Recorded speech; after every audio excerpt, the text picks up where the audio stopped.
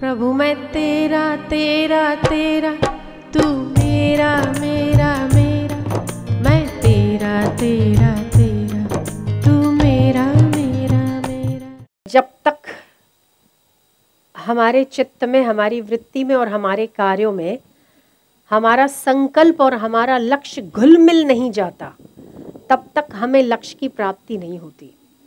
ये बच्चे करियर के लक्ष्य को लेकर आगे बढ़ते हैं, डॉक्टर बनते हैं, इंजीनियर बनते हैं, जो कुछ भी बनते होंगे, इनके लक्ष्य अलग हैं। पर आप लोग भी आध्यात्मिक पथ के बालक ही हो। जब तक कि हमारा लक्ष्य हमारे चित्त में घुल मिल नहीं जाता, जब तक हमें सतत उस लक्ष्य का चिंतन नहीं होता, तब तक हम उस लक्ष्य के प्रति लगन से और तत्परता से नहीं लगते। और जब तक हम लगन और तत्परता से नहीं लगते, तब तक हम लक्ष्य से कोसों दूर रहते।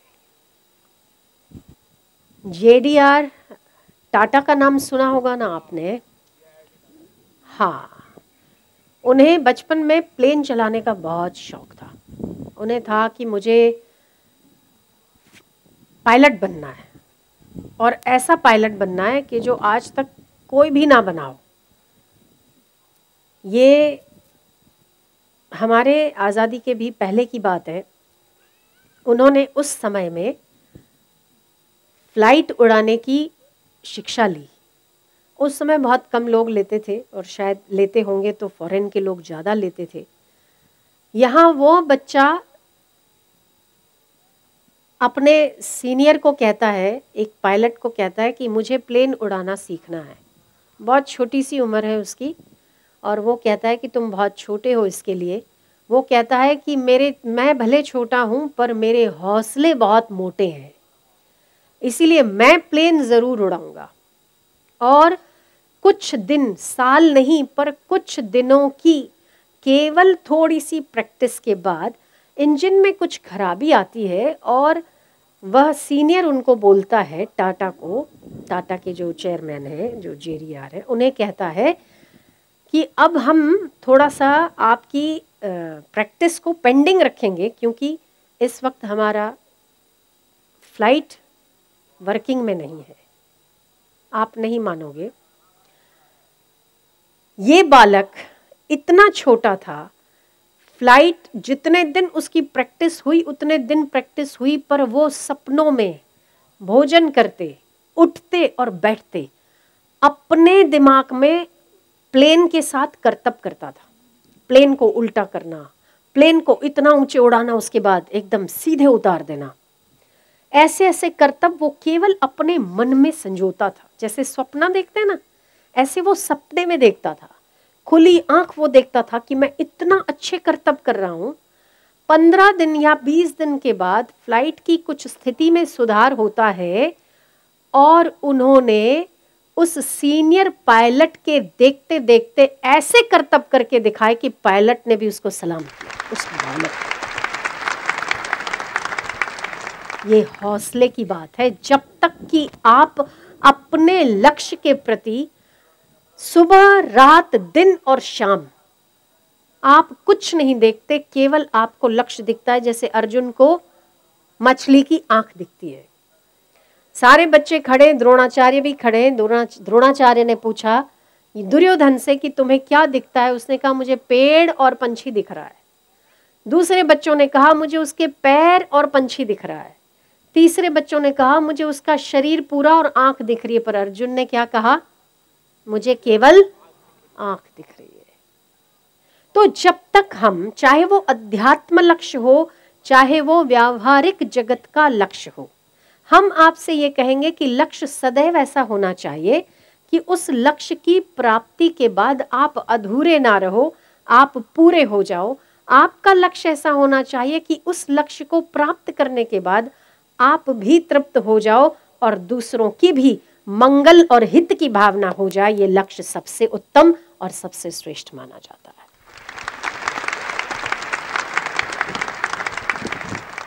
इस बालक ने बिना किसी ट्रेनिंग के हवा में फ्लाइट के ऐसे करतब करके दिखाए कि पायलट ने उसको सलाम किया और कहा कि तुम सबसे छोटे और सबसे अच्छे, बेहतरीन प्रदर्शनकारी हो हवा में करतब दिखाने वालों में। 1946 में उन्होंने एक अमेरिकन कंपनी के साथ इंडियन एयरलाइंस की स्थापना की, और आपकी जो इंडियन एयरलाइंस जो आज चलती है वो कभी 1946 में उन्होंने इसकी स्थापना की थी किसी अमेरिकन कंपनी को लेकर, और वो इतनी बड़ी एयरलाइंस के मालिक बन गए। क्या सपना था छोटा सा कि मुझे फ्लाइट उड़ानी है, फ्लाइट उड़ानी है, वो उड़ानी है। उनके दिमाग में इतनी घर कर गई बात कि फ्लाइट में कोई खराबी होने के बावजूद भी उसके सपनों में खराबी नहीं आई। उन्होंने फ्लाइट बंद होने के अगले दिन जब फ्लाइट शुरू हुई और उन्होंने ऐसे करतब दिखाए जैसे कि कोई कई वर्षों से उस पर प्रैक्टिस कर रहा हो। तो आपके लक्ष्य के प्रति आप जितने संलग्न हैं और जितने आप तत्पर हैं, उसके लिए आप बाहर के चीज, वस्तु, परिस्थिति, लोकोक्तियां और समाज बाधा नहीं डाल सकता। आपका यदि लक्ष्य ऊंचा है तो हम तो कई बार ये भी देखते हैं कि कई बच्चे, कई बच्चियां पैर गंवा देती हैं अपना, उसके बावजूद भी अच्छी अच्छी डांसर बन जाती है, पर्वतारोही हो जाती है। आपको पता भी होगा, कई नाम पीछे हुए थे, पता है ना आपको। तो हमारा लक्ष्य जब तक हमारे सम्मुख नहीं होता, लक्ष्य को बार बार याद करते रहना चाहिए। हमारा लक्ष्य क्या है, हमें उठते और बैठते हमारे सम्मुख हमारा लक्ष्य दिखना चाहिए। जब तक हमारा लक्ष्य हमारे सम्मुख नहीं होता, दो चीजें आपके लक्ष्य की ओर आपको बढ़ाती हैं। एक, आपकी लगन। आपकी लगन जितने प्रतिशत आपके लक्ष्य के प्रति ज्यादा तेजी से होगी, उतना ही आपका लक्ष्य आपको हासिल होगा। एक तो है उसमें लगन और दूसरा है पुरुषार्थ। कितने भी विघ्न बाधाएं आ जाएं, बावजूद उसके पुरुषार्थ नहीं छोड़ना चाहिए। भीम जैसे भीम को, जब भीम के पास बहुत ताकत थी तो दुर्योधन ने एक बार उसे मदिरा उसमें भांग डालकर खीर में खिला दी, तो उसको नशा चढ़ गया। चटाई में उसको लपेट के नदी में फेंक दिया, नदी में डाल दिया। दुर्योधन ये समझ रहा था कि अब ये इतने घंटे जब तक कि इसको नशा उतरेगा नहीं, तब तक ये भीम पानी पी चुका होगा और फेफड़ों में पानी भरने के कारण वो बीमार हो जाएगा। पर भीम के हौसले बुलंद थे। जितना ही प्रतिकार भीम का हुआ, उतना ही भीम अनंत हाथियों के बल के साथ बाहर आए और बाहर निकल के भुजाओं को खोलते हुए बोले, कौन है मेरा विरोधी, मेरे सामने आ जाओ, मैं 10,000 हाथियों के बल के साथ बाहर आया हूं। जितना जितना तत्पर व्यक्तियों के आगे विघ्न बाधाएं उपस्थित होती है, उतना ही लायक व्यक्ति उससे और बलवान होता चला जाता है। ये योग्य व्यक्ति की निशानी है। यदि आप योग्य हैं तो आप विघ्नों को अपने लक्ष्य के प्रति आगे बढ़ने का सबसे सुंदर मौका समझ लीजिए। वही लोग आपको आगे बढ़ाने के लिए मदद करते हैं।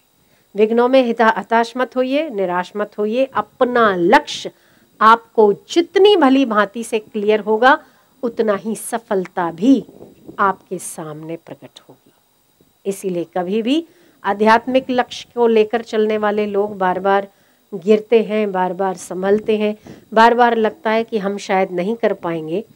हम अपने मन से ही द्वंद्व युद्ध करते करते थक गए। हम कई बार विकारों में गिरते हैं, कई बार उसे संभलने की कोशिश करते हैं, कई बार जप करने की कोशिश करते हैं, और कई बार हमारे बाहर के वातावरण और कई बाहर के ऐसे सर्कमस्टेंसेस हो जाते हैं कि हम नहीं कर पाते। छोड़ दो, उस पर ध्यान मत दो। आपका लक्ष्य क्या है?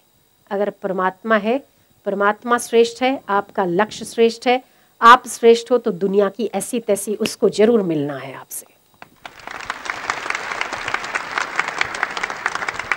अगर हम अपने कल्याण के लिए एक कदम भी उठाते हैं, अगर हम अपने लक्ष्य के लिए एक कदम भी उठाते हैं, तो ये वैश्विक चेतना ऐसी है कि कल्याण को आपको नहीं ढूंढना है, कल्याण आपको ढूंढता हुआ आएगा। वो भी पक्की बात, पुरुषार्थ करना पड़ता है। इसीलिए बिना किसी निराशा को लिए, बिना किसी हताशा से, बिना किसी डर और असावधानी के चलते रहिए, चलते रहिए। अगर खड़े हो जाएंगे तो कहीं पहुंचेंगे ही नहीं ना, चलते रहेंगे तो कहीं तो पहुंचेंगे, अगर रुक जाएंगे तो पहुंचेंगे कहाँ। इसीलिए चलते रहिए, चरे वेती, आगे बढ़िए, आगे बढ़िए।